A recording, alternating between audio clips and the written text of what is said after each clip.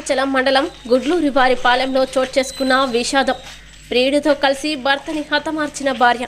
నెల్లూరు జిల్లా వెంకటాచలం మండలంలోని గుడ్లూరివారిపాలెం గ్రామంలో ఆదివారం రాత్రి మైలరి పెంచలయ్య ఉరివేసుకొని చనిపోవడం జరిగింది. కానీ అది హత్య చేశారని బంధుమిత్రులకు అనుమానం రావడంతో వెంకటాచలం పరిధిలో ఉన్న పోలీస్ స్టేషన్కి వెళ్లి కంప్లైంట్ ఇవ్వడం జరిగింది.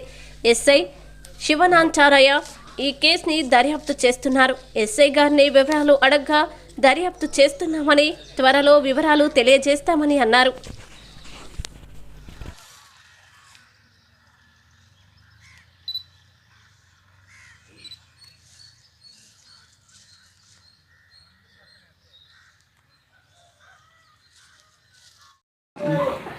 నా పేరు పార్వతి.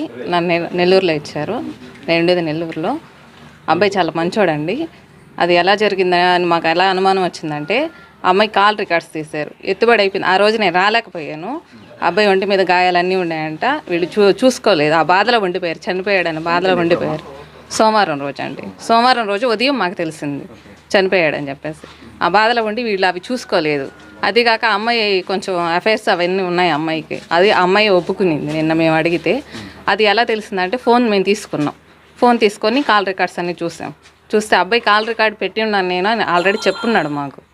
చెప్పుంటే సరే కాల్ రికార్డ్స్ పెట్టున్నాడు కదా చూద్దామని తీస్తే అమ్మాయి దగ్గర కాల్ రికార్డ్స్ దొరికాయి మాకు. అప్పుడు మాకు అనుమానం వచ్చి అమ్మాయిని అడిగితే అబ్బాయి పేరు చెప్పింది.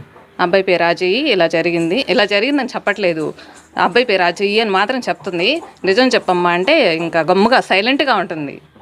అక్కడ మాకు ఇంకా అనుమానం బలపడిపోయి మేము కంప్లైంట్ ఇచ్చాము.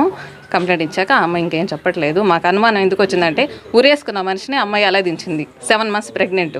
ఎలా దించి కింద పడుకోబెట్టింది. ఉరేసుకున్నప్పుడు అమ్మాయి ఫస్ట్ పోయిన వాళ్ళకి చాక్తో కోసానని చెప్పింది.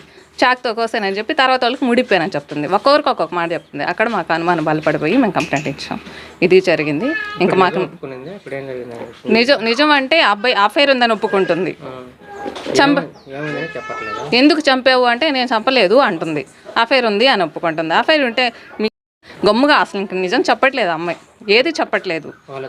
అఫైర్ ఉందని గొడవ జరిగింది. అబ్బాయి కాల్ రికార్డ్స్లో ఈ అబ్బాయిని బెదిరించాడంట. నన్ను చంపేస్తానని బెదిరించాడు అని చెప్పి ఈ అమ్మాయి అక్క మొగుడికి చెప్పున్నాడు ఫోన్ చేసి. ఈ అమ్మాయి తరపు వాళ్ళందరికీ తెలుసు విషయం, అమ్మాయికి అఫైర్ ఉందని. అక్కడ మధ్యస్థాలు కూడా జరిగాయంట. మాకు మాత్రం చెప్పలేదు. అబ్బాయి పరువు పోతుంది, అమ్మ నాన్న ఏమైపోతారు అని మాకేం చెప్పలేదు. చెప్పకపోతే సరే వాళ్ళకి తెలుసు కదా, వాళ్ళన్నా మాకు చెప్పలేదు. కానీ మధ్యస్థాలు అయితే జరిగాయంట. సోమవారం మేము వచ్చి మాట్లాడతాము అమ్మాయి గురించి అని చెప్పి వాళ్ళ బావ కూడా అన్నారు ఫోన్లో. సోమవారం వచ్చేలేక ఈ పని చేసి పెట్టారు. కేసు ఎప్పుడు పెట్టారు? నేను ఈవినింగ్ పెట్టామండి. సోమవారం జరిగింది. ఇంక మంగళవారం ఇవన్నీ మాకు తెలిసాయి. రికార్డింగ్స్ అన్నీ విన్నాము. ఇంక మంగళవారం ఇది చిన్నదినం చేసుకుంటున్నారు. ఆ రోజు మేము రాలేకపోయాము. మా అత్తకి మాకు తెలియదండి.